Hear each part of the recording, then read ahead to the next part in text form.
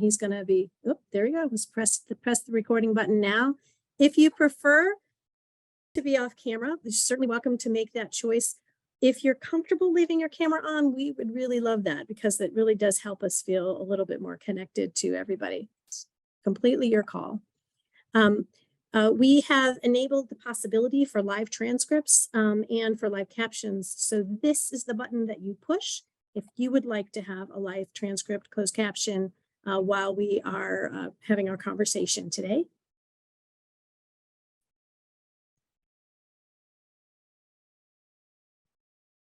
If you have any tech questions throughout the conversation today, please feel free to add them to the chat. And Dorada, who has named himself as a participant as the tech man, would be happy to help. I wanted to thank him in advance for everything that he's doing to make this run smoothly today. If you're just joining us, please introduce yourself in the chat. We'd love to know who's in the room. Tell us your name.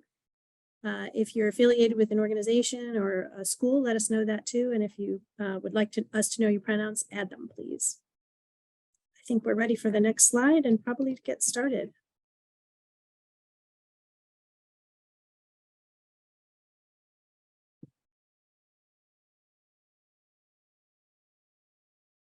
I think, all right. Thank you.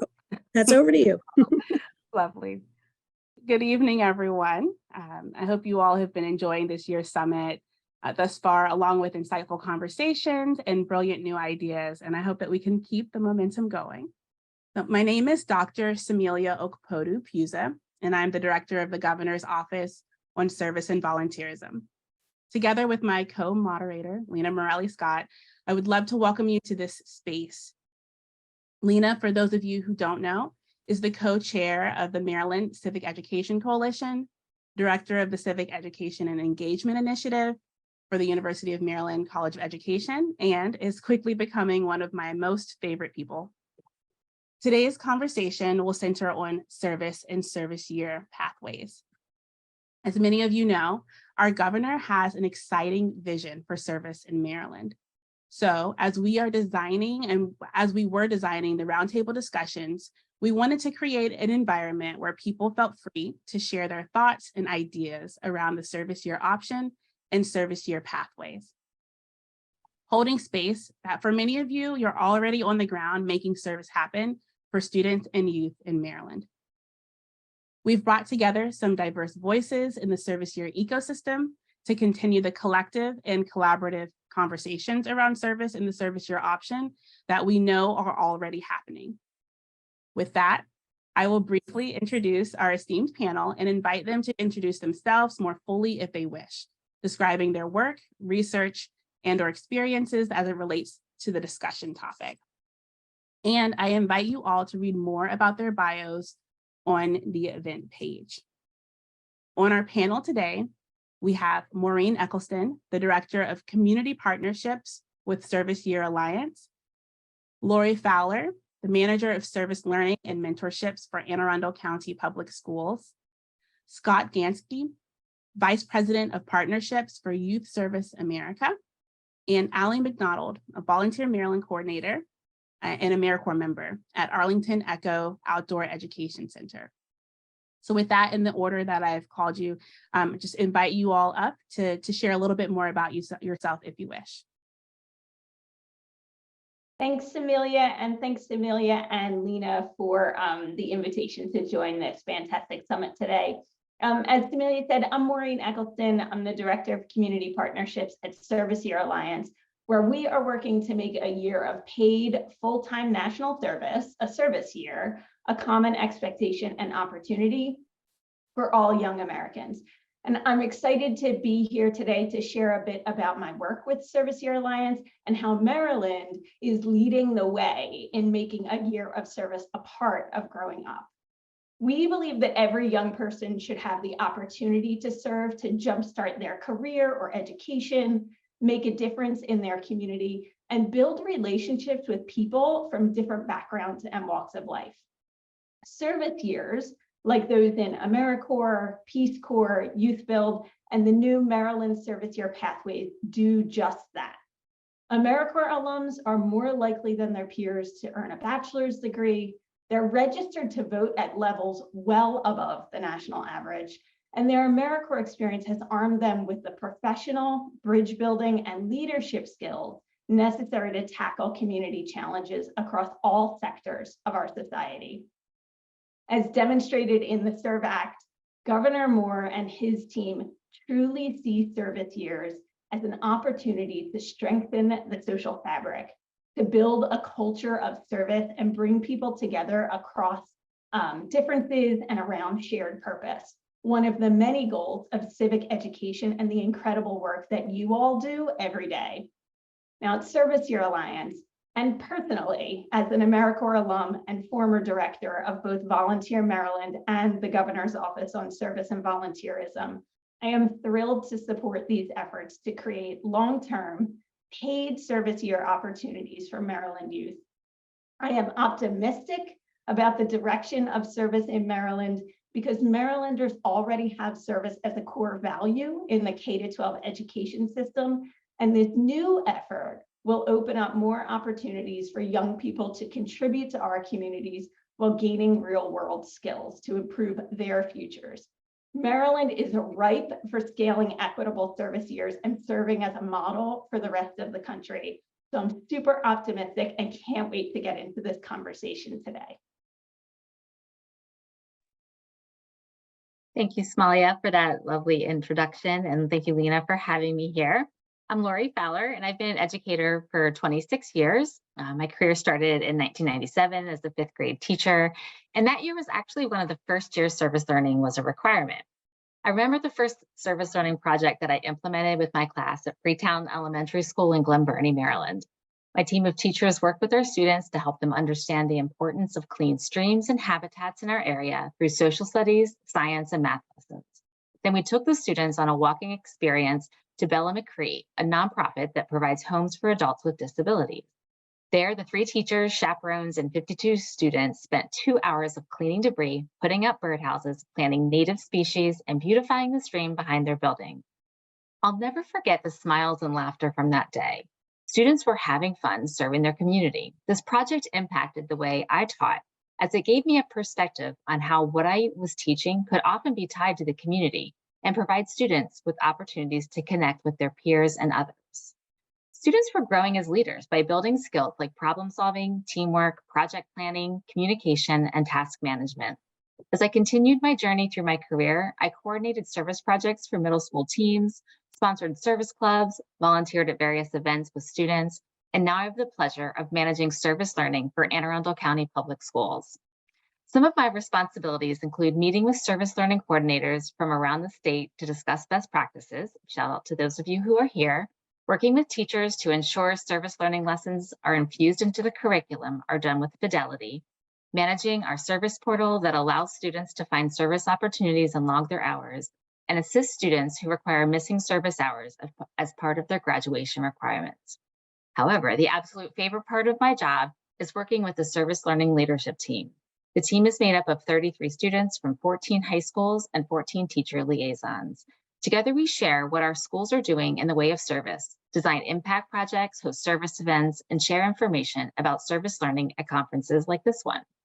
I get the pleasure of collaborating with students and teachers who have a shared passion of service to others.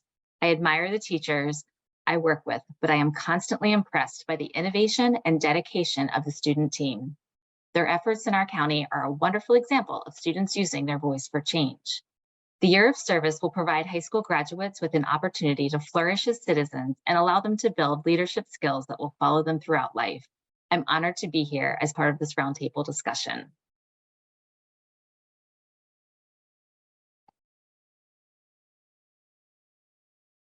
Great. Thank you, Lori. Good to see you. Hi, everyone. My name is Scott Gansky.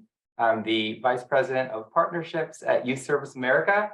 We're based out of DC, and we've been around for 37 years, so quite a while, working with youth ages 5 to 25, really just helping youth planning meaningful service projects in their community.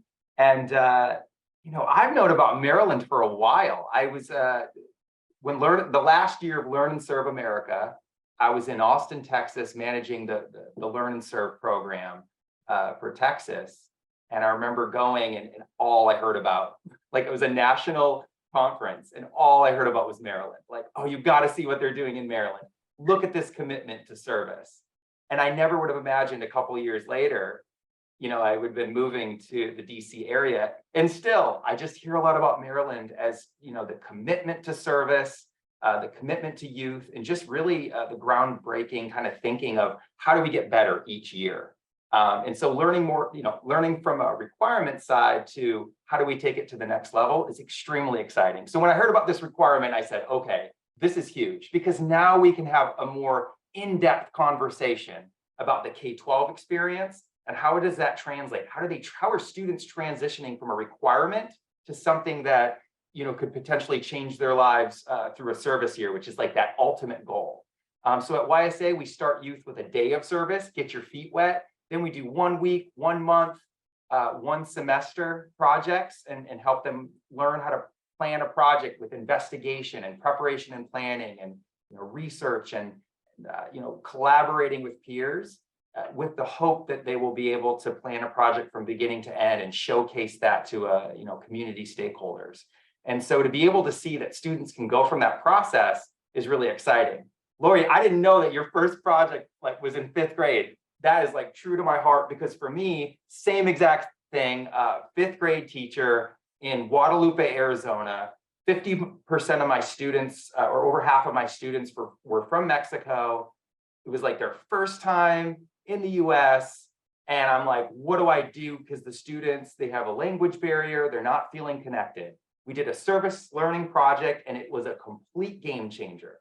They got up early in the morning, they showed up, you know, behavior, attendance, academics exploded. This isn't just one story, this is a story across the country. But the thing is, when we're trying to look for examples, I pretty much always point to Maryland. Almost every time I have a national conversation with people, I say, look at what they're doing in Maryland. But here we are, 2023, talking about Governor Moore taking it to the next level, that ultimate transition of service year. So really excited to be able to talk about that transition, how we can make that effective for all students, and just making sure that this is really a meaningful experience. So a lot of amazing people on the call today that we can point to for expertise, amazing panelists, just really excited. So thank you so much.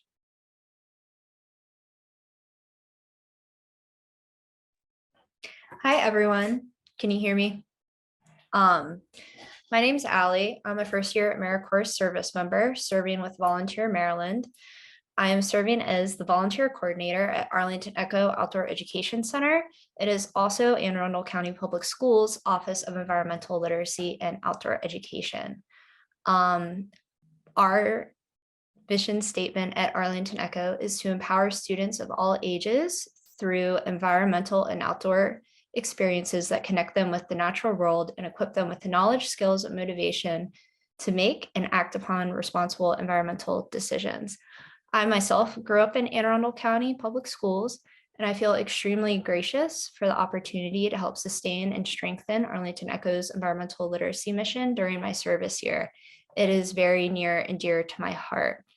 I've always believed that environmental literacy was key to fostering environmental stewardship in our community and future generations, and this year has greatly illuminated the intersection of environment, education, and civic engagement.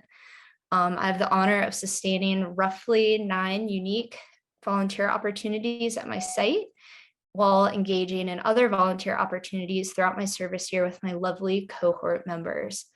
I think I have a unique perspective, both on the service side and the student side. I too am really excited for what our governor has set for the state, even as a new member to this community, which is extremely welcoming, by the way. You guys have all been amazing. I had the honor of hearing him speak during AmeriCorps Week. Smalley, I think you were there.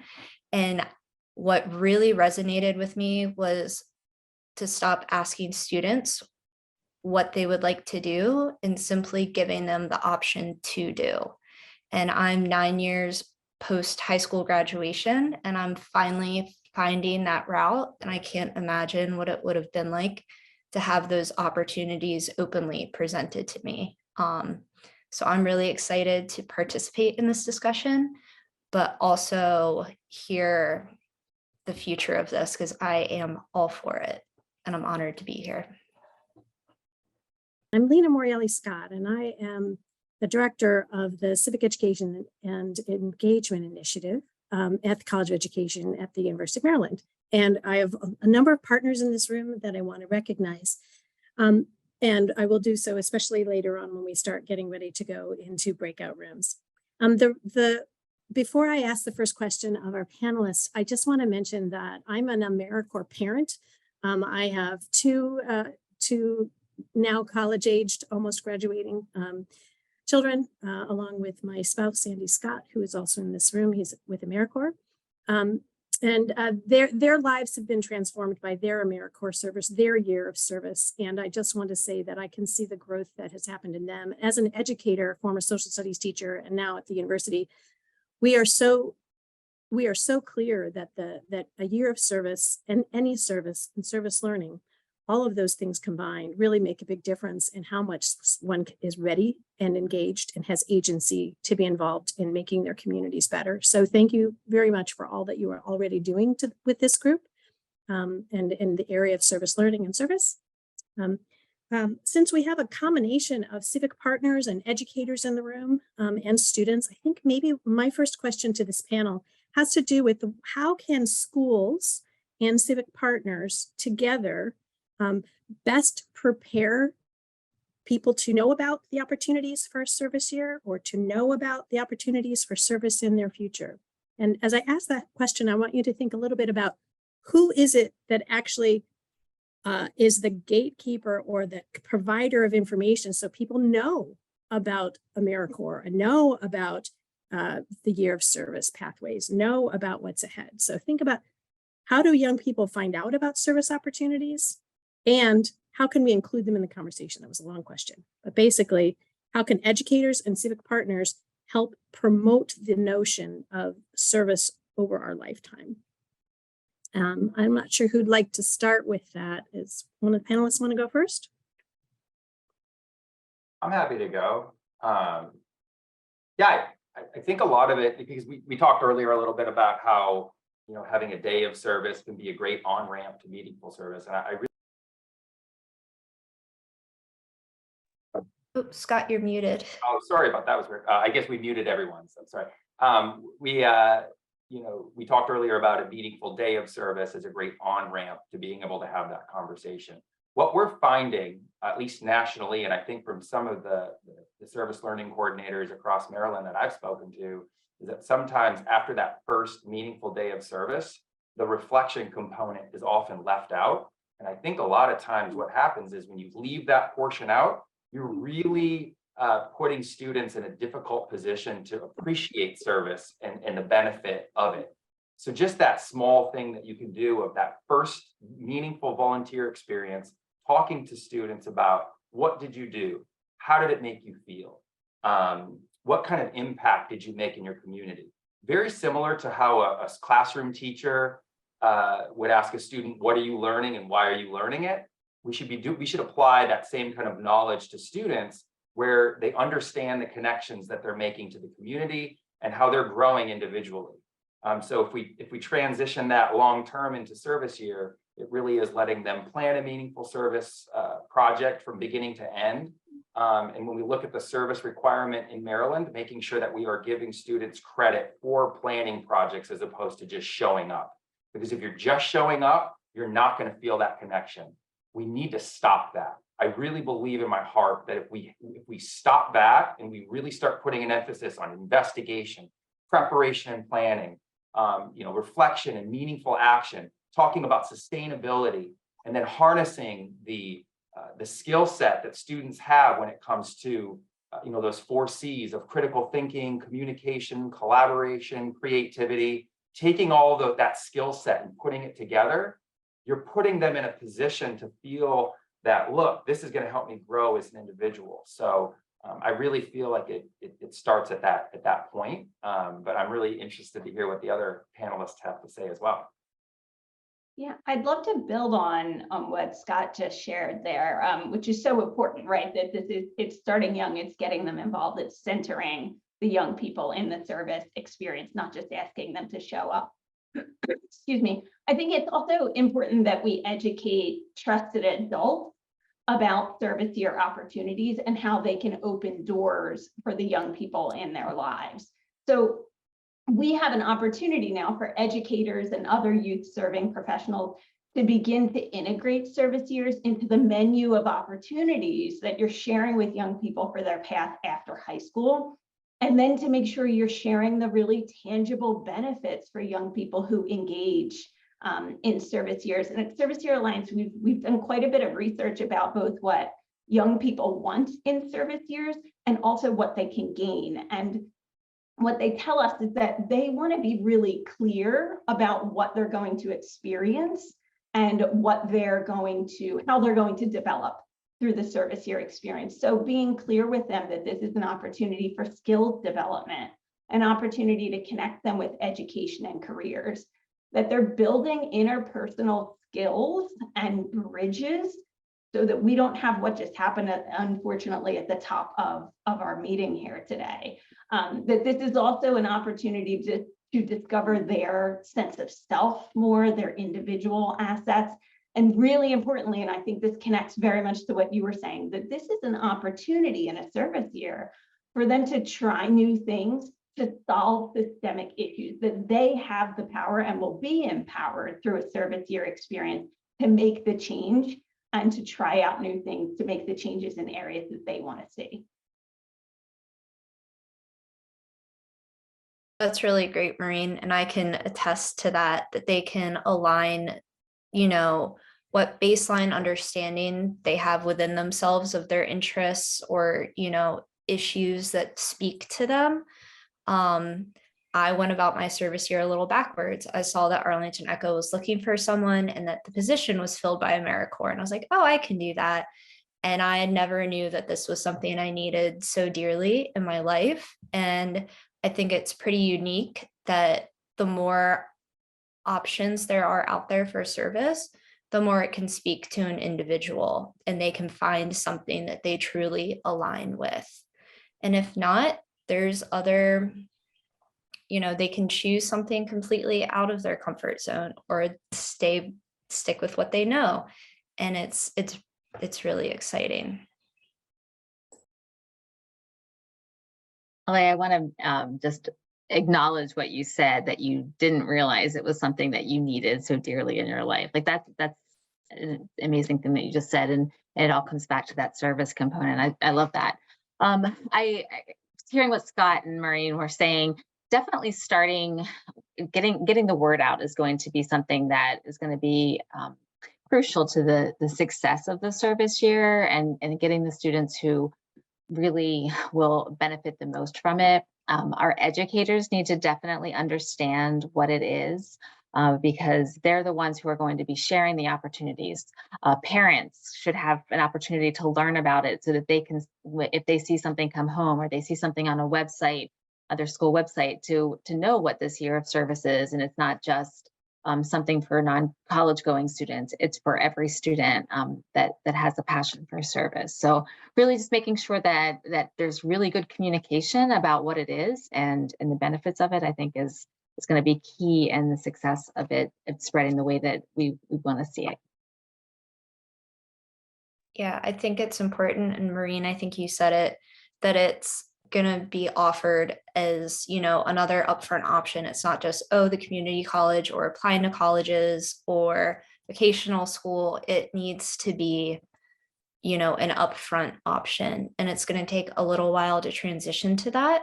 But teachers, I feel, are the most important. I kind of witnessed a project this week, or Bay Invaders program, and the difference it makes when the teacher is on board with what they're suggesting to their students makes all the difference.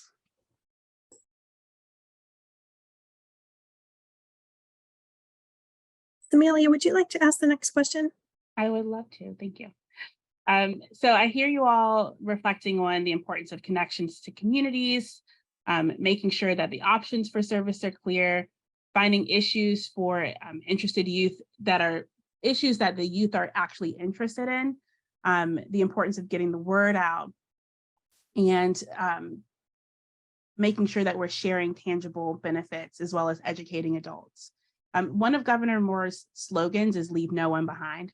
So what, if any, opportunities exist to ensure that the service year option is deployed effectively and equitably? I can hop into this if no one else is unmuted. Sure. So last year's Service Year Alliance released an equity agenda, which included recommendations on how national service can be improved to be more equitable and accessible. So we were really excited to see that the Maryland Service Year Pathways program is intentionally designed with many of these equity recommendations in mind. And when we're talking about equity, we mean like both for accessibility for young people to be able to serve so that these opportunities truly are for all, and also improving accessibility for small and community-based organizations so that they can host these service year positions. I know my colleague Melissa is in the room here, so maybe she can drop the link to our equity agenda because it's many pages. So I'm not gonna run through it, but if it's helpful for folks, you could take a look. I'll highlight a couple examples though that I think are really relevant to where we are now with launching the service year pathways. One is strengthening the value proposition of service years by providing a meaningful living allowance or a wage, and that's something that's included in the CERB Act. And then also providing wraparound services to core members like mentorship and mental health services and transportation, other things like that. Another is building awareness of these opportunities for young people. So we talked a bit about recruitment, but it needs to be messaging that speaks to young people, not to me, speaks to young people and is inclusive of all Maryland youth, and also building relationships with organizations and schools that connect with young people regularly. So as we talked about, this is a really great opportunity for K-12 civic ed efforts to be involved with awareness and recruitment and make those awareness campaigns centered around youth voice. And perhaps most of all, it is essential that we foster a culture in service year programs and host sites that is inclusive and centered in cultural competence and belonging. If that doesn't come first, the rest will not fall in place in order to have equitable service opportunities across the state.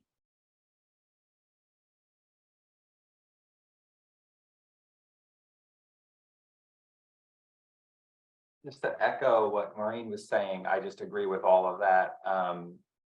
I think looking at this as a new initiative, it's always good to learn what success looks like. And you have Service Year Alliance, you have AmeriCorps, you have a lot of programs that have done this before. So I think a lot of, we got 2 years for a reason. Let's listen to what people have to say and listen to the experience and the successful strategies that have taken place across the country and, in Maryland and specifically, and try to learn from what that looks like. The other part is just the X factor, and that's Governor Moore. His passion, just the way he speaks.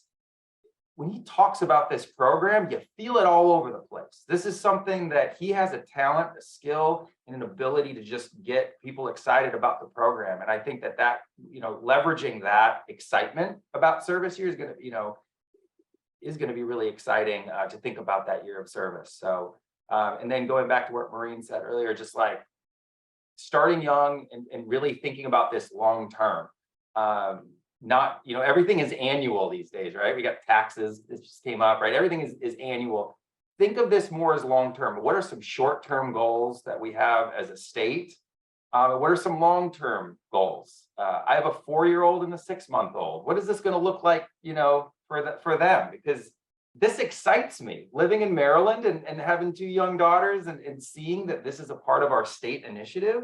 Like, I wanted to do a backflip. I can't, but I wanted to do a backflip when I heard about this. But just using that passion and energy, because the country's looking, people are looking at the national level. We're talking about Maryland.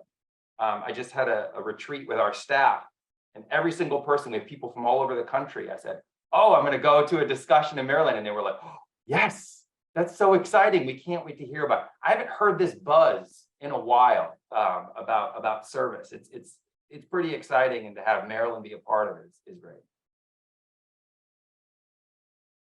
Thank you, Scott, and thank you for everyone who's shared their enthusiasm.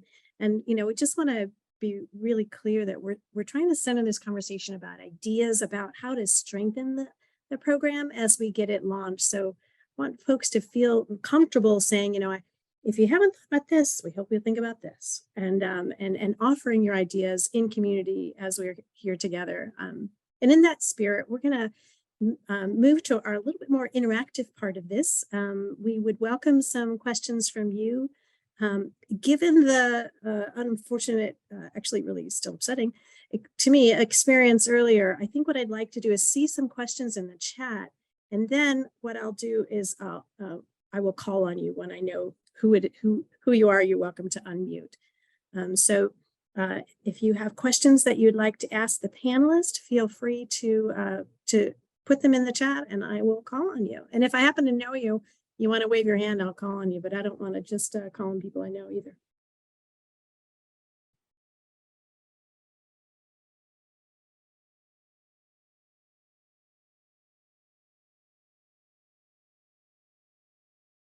Wait time is hard, even for us teacher folks.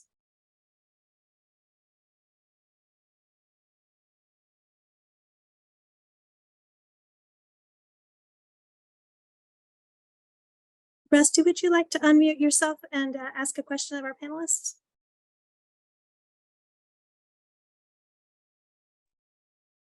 Okay, got it.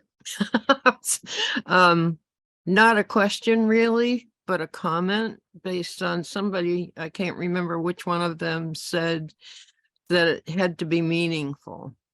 And I know that a lot of conversation goes around service projects that are required by the schools. The kids that come to Girl State talk about that because most of them do have projects that they're passionate about. But some of them have been very disappointed in the way the schools have executed that because they feel like it was not a priority of the school. And so therefore it wasn't meaningful to most of the students. You sort of had to be a self-starter in terms of getting involved in community projects. So I think that whatever we do, that has to be emphasized that meaningful is the main purpose or a main agenda in terms of doing that.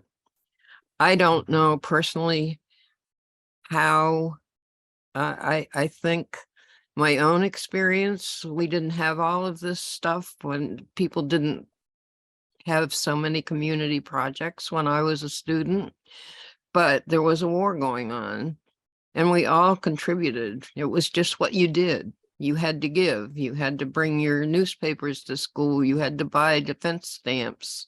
And I'm talking World War II because I am that old. So somehow it was by osmosis that we kind of got that we were supposed to be giving to the community, but it wasn't an organized effort. So I'm kind of not the best person to be involved in giving any sage advice on how to do it. That's it. I'd listen to you, Rusty. Any advice you gave. And May I really mention appreciate you. something? Lori, May I go say- ahead. Okay, thanks. So something that you mentioned, Rusty, and I'll that I can understand is that it feels like, and I don't know if everybody else feels this way, but it feels like in Maryland, service kind of was, when it first started, the service requirement was started, we were all in. All the teachers, like I knew when I went to teacher onboarding that service learning was happening, and I knew preparation, action, reflection, and the importance of all three steps. And then so many things started coming at the teachers. And so it kind of took a back seat. And when I took the position that I have now, I recognized that it was alarming. But one of the things that I'm most excited about is that our governor is saying, this is important. We need to be doing this. So I'm really hopeful that this is going to bring around that shift that we need.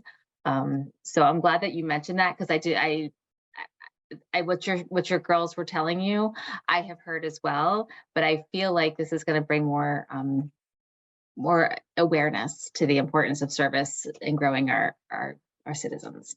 So yeah, it just struck me when you said that. I wanted to just mention that shift I've seen.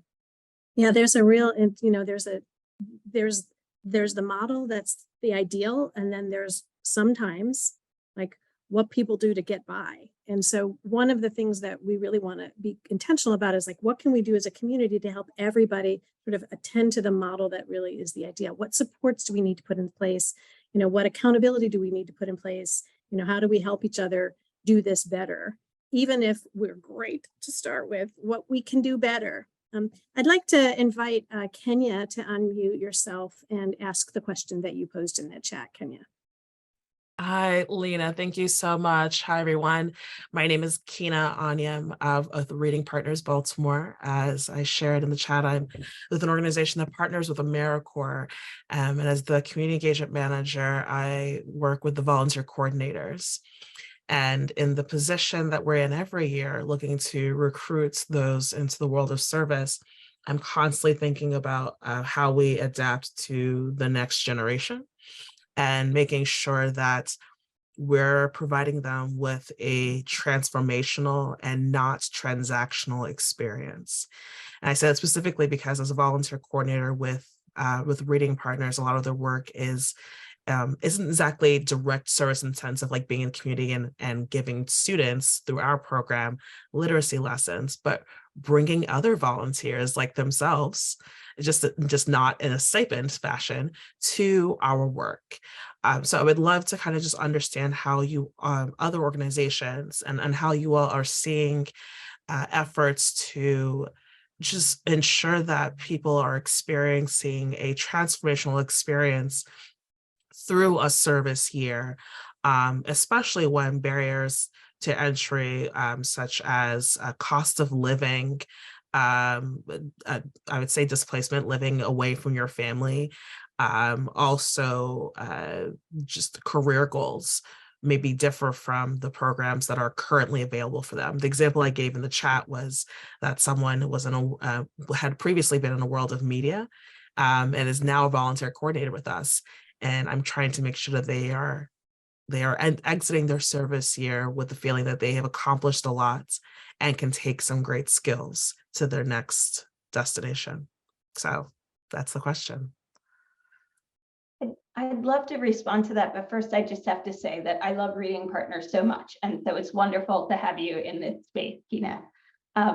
You're talking about a transformational service experience. And so in order to make that happen, we have to focus on the core member themselves, right? If we can get the core member experience right, the community impacts will absolutely happen the way we want them to happen. So for service years to be successful for the young people that we want to engage, the folks that are designing and implementing the service year positions and programs have to focus on what young people after high school need and what they want. I mentioned earlier, we've done some research on this. We actually engaged focus groups of young people to ask them just that. What do you need? What do you want? And they were really clear with us. They want clear benefits. That's a living wage to be able to serve. They want support systems. They want emotional support and regular check-ins. So mentorship, not just supervision, but mentorship. They want post-service career pathways that are aligned to the skills that they're attaining through their service. And they want to know that the service that they're doing is going to have a real impact in the community. If we can get those elements right, we're going to have that transformational experience for core members, and we're also going to have a stronger Maryland. And I hate to do this again to my colleague Melissa, but I'm going to ask her to drop something else in the link that for those in the chat, that for those of you who are running programs or thinking about bringing on core members might be helpful. We have a toolkit and an off-the-shelf curriculum that's about supporting individuals after high school in a service year has three components. It's a belonging culture, it's an asset-based framework, and it's about skills attainment. So I would advocate that those are the areas we really need to focus in on if we want to have a transformational experience for young people. Thank you, Maureen, and thank you very much for the question too. I'd like to encourage you to take a quick look back to the chat and see the other phenomenal questions that have been asked there. A couple of them focused on what higher ed can do to be a part of this solution and to make this make full advantage of all the opportunities ahead of us. There are other questions in there about equity. I'm asking you to look at those again, even though we're out of time for this portion of the Q&A, because I'm hoping you'll take those into the next section of our conversation, which is when we're going to move into breakout rooms. And so, Jeannie, if you could drop into the chat the document for our breakout rooms, this is how they're going to work. We're going to ask, Dorada is going to help us move into breakout rooms. And when we get into breakout rooms, we have some wonderful volunteers who are going to be helping to lead the conversations there. So in addition to our panelists who will be in the breakout rooms, we also have the amazing Nathan Dietz, who is one of the nation's leading scholars on service and its impact, former employee at AmeriCorps and now at the University of Maryland at the School of Public Policy and the Duquesne Institute. So thank you so much, Nathan, for being a part of us. I also want to mention my very good friend, Paul Brown, who is with the University of Maryland, the School of Public Policy. He is a partner of mine in the democracy initiative that we have there. He is also a leader in democracy education and impact. Paul will be leading one of the breakout rooms. And then there's this fellow named Sandy Scott, who I know pretty well. Sandy has been at AmeriCorps for decades and is a thought leader and a great practitioner and knows the ins and outs and knows, because he calls Maryland home, how important our activities are here. So Sandy, thank you for being a part of leading these breakout room conversations with our panelists. So we're going to have about 15, 18 minutes in our breakout rooms. When we've got about 2 minutes left, Dorada is going to send a reminder note, and then we're going to call you back and we'll ask each group to say at least one highlight of something that came out. We won't be able to hear from everything on the report out, but we'll look at those notes that you're going to take in your sessions. So thank you again for being a part of the Q&A. Carry on the conversations. Talk amongst yourselves. Thank you, Dorada.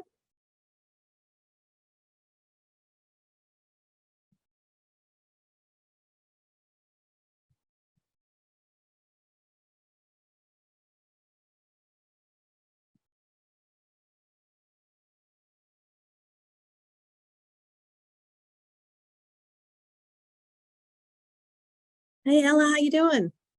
Can you hear me?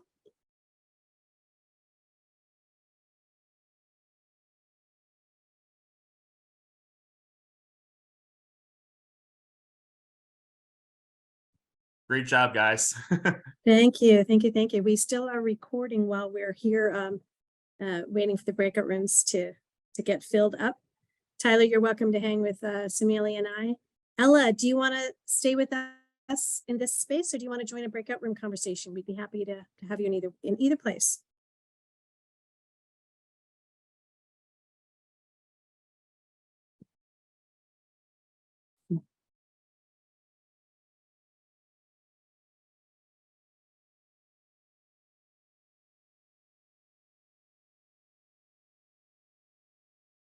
Okay.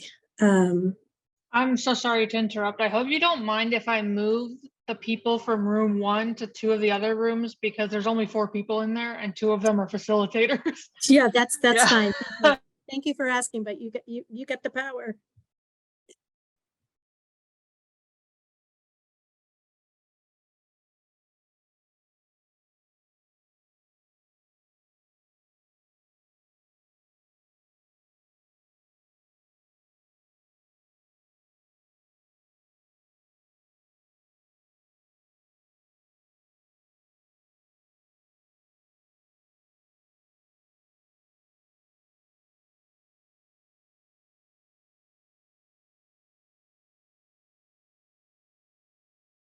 Hey, Nathan.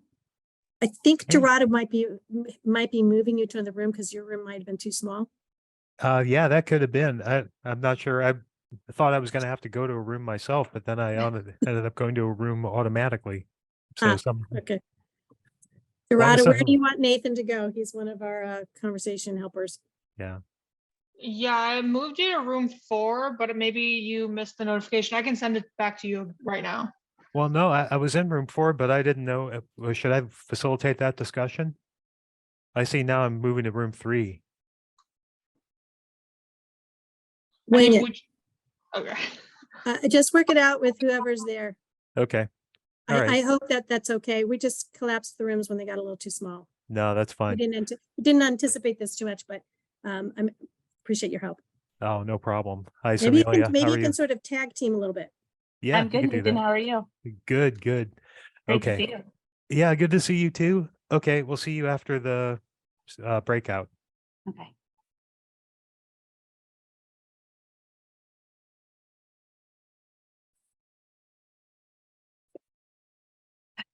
Yeah.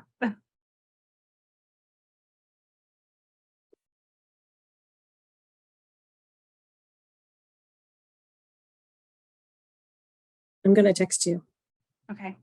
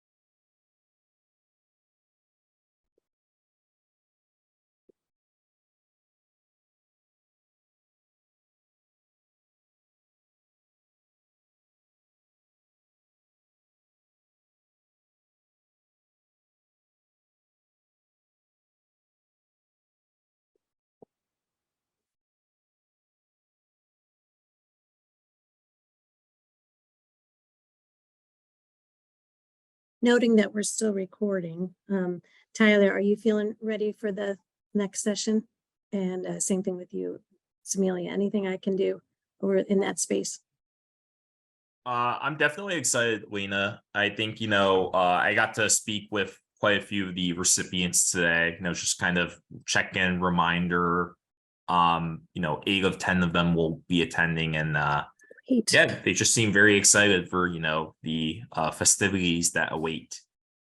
Yeah, I'm still kind of hopeful we could meet them in person at some point. Definitely planning on it for sure. Good, good, good, good. Cool. It would be so cool to combine them with your other winners for other awards, but I'm just still dreaming big. I'm still hoping we can definitely make that happen, especially given that we have, the GSA still coming up. So I see no reason why we can't, do a quick in-person honoring of them, recap. Especially since time is tight here, to flush the awards out. So Tyler, I think you're going to have the chance to join that other Zoom room a few minutes before Samelia and I can pop over there. So we'll join you just as quickly as we can. Okay, yeah, perfect. Whenever I get pushed over into that land, I will, begin to monitor and check in. Yeah, it might be not a push. It might be you opting to leave and join the other link. Okay. That way you'll be there when the secretary arrives. Yeah, no problem. Just give me a quick, thumbs up or Sure. signal to know when to do that, and I will begin my journey. Perfect. How's it going, Dorada? Yeah, you're doing great. I really appreciate it. Yeah, I just wanted to say I'm so sorry about that. I acted as quickly as I could. I was like, oh my God. Yep.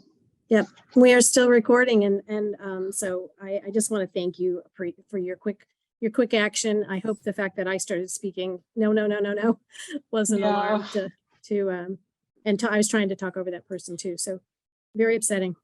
Yeah, for sure. I've been using Zoom, you know, I'm a teacher, I'm an instructor. I've been using it a lot. It's the first time it's ever happened to me. So thanks for being vigilant, not only in the moment, but even afterwards. So thank you very much.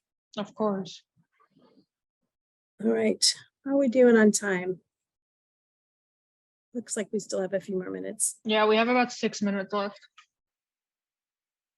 All right, I'm going to go off screen for just a moment and refill my water, and I will be right back.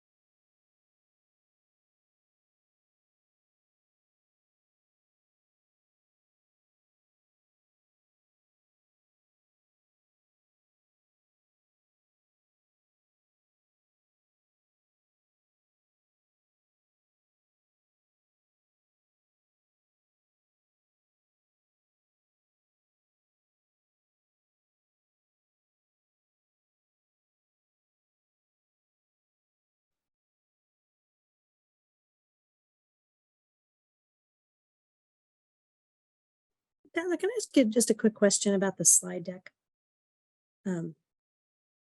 When I see, are you, I don't know if you've stepped away or not. I'm here, Lena. Hi, thanks. So when I'm in the slide deck, it could just be a Google thing. I'm seeing slides 55 through 58 with that eyeball on it that says it will not show. Do we need to keep those or can we delete them out? I'm not quite sure. Yeah, those can be, I'm deleting them right now. Perfect. Yeah. I don't want any surprises. I'm sure you don't. And either. it's good to be cautious on that. So Cool. The slides look beautiful, by the way. I think you did a great job. thank you.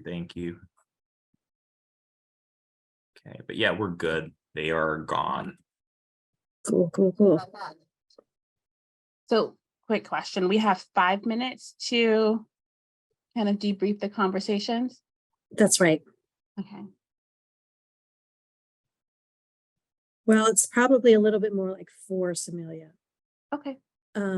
Unless we want Dorada to call people back a little more quickly, because I'll need to tell them about how to get to the next space, and Right. We'll drop the link in for the next Zoom link. Are the breakout sessions recorded? They're not. Zoom allows for one breakout room to be recorded, and the host of the Zoom room Mhm. needs to be in there.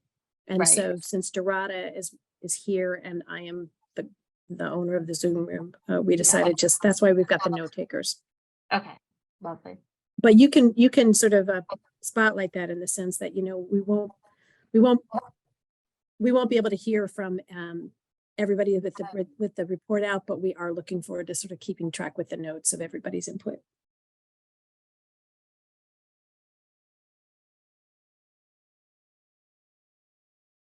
Okay.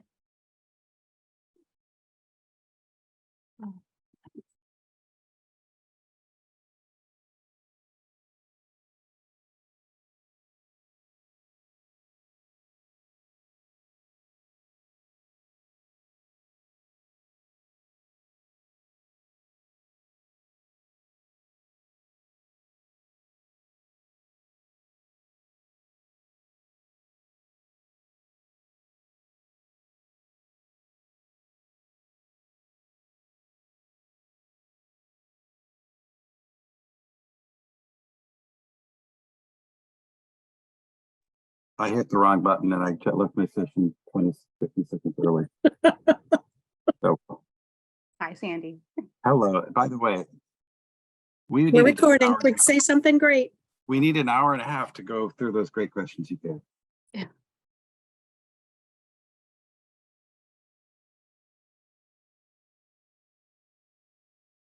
Go back and Samelia, I'm going to go off camera for just a moment to text one of the next speakers to make Okay. sure that she knows where she's headed. Okay.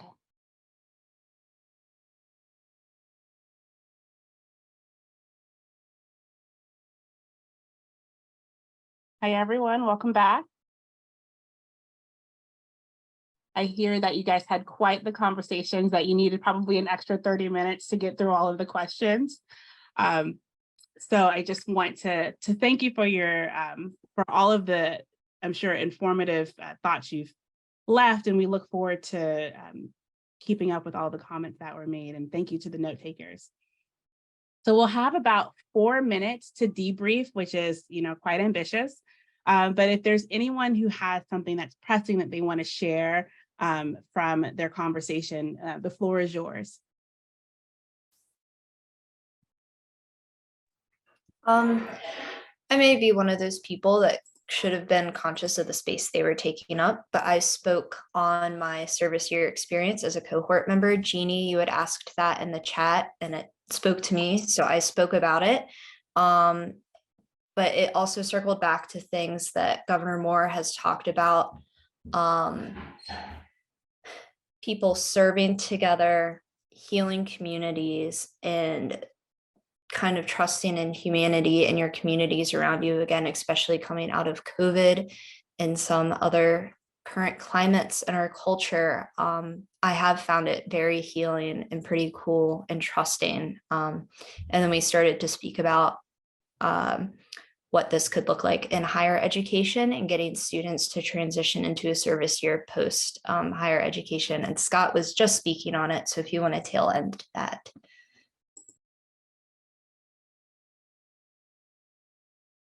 Sorry, yeah, I was just talking about the benefits of service and how students, the skill set that they can gain is really beneficial to colleges. I was working at a community college, and a lot of the students were excited to apply for University of Maryland or any other colleges. And as we were talking to them about the skills that they can gain, it also kind of translated into the skills that you're using to plan a meaningful service project. And we know from a lot of studies that those are the same skills that careers are looking for as well. So thanks, Allie, for that.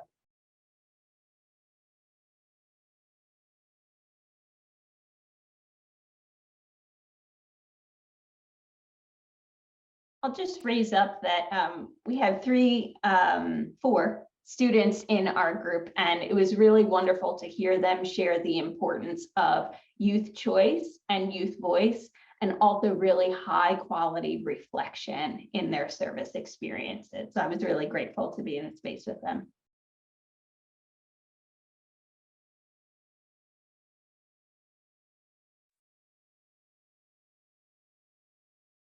I don't know if Lori, if you want to give our notes, and I somehow ejected myself from the room right against the last minute, and we had a great conversation, just some really high points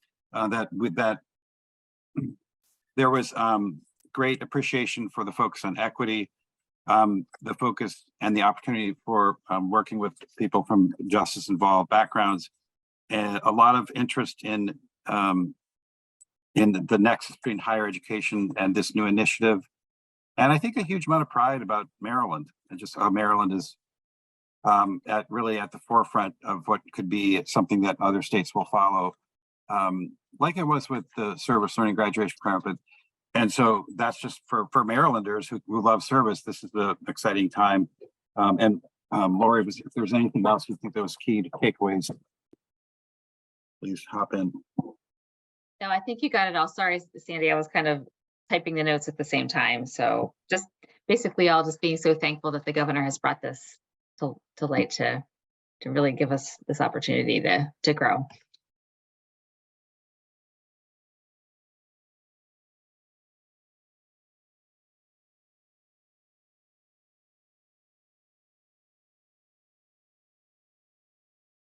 Would anyone else like to offer any closing remarks based on their conversations in small groups?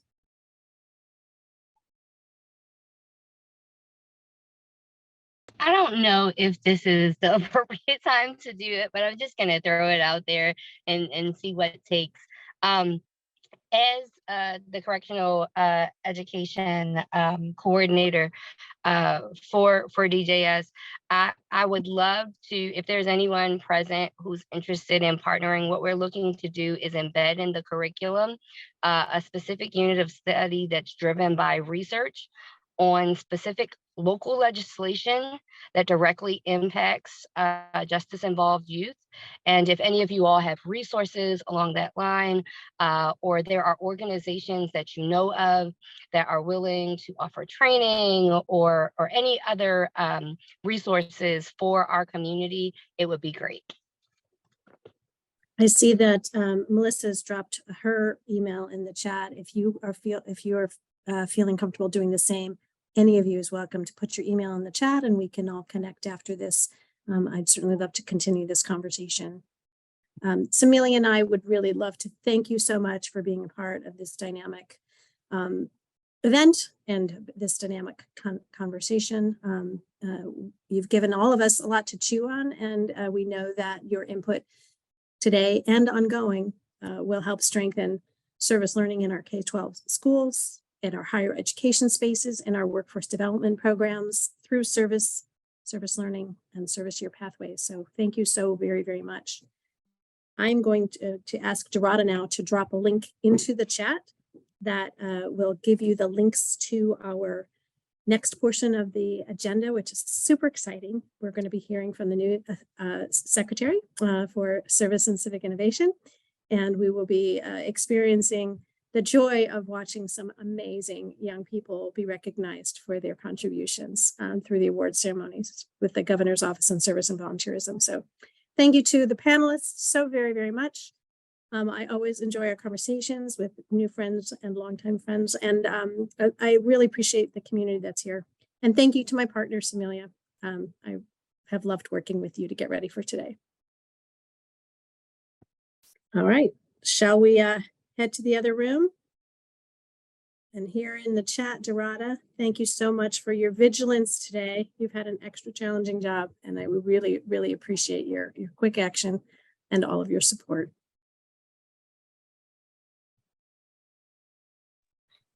Thank you, Lena. Thank you, everybody. See you. See you soon. Scott. Much. I'm actually going to dash because I got to be over to the other session too. So I'm giving you a little bit of a welcome, not much, but thank you all very much. And Dorada is going to stay until the last person leaves this room. He might kick you out if you hang out too long because he wants to get over to see the award ceremony too. But thank you so very much for being here. Thank you. Bye.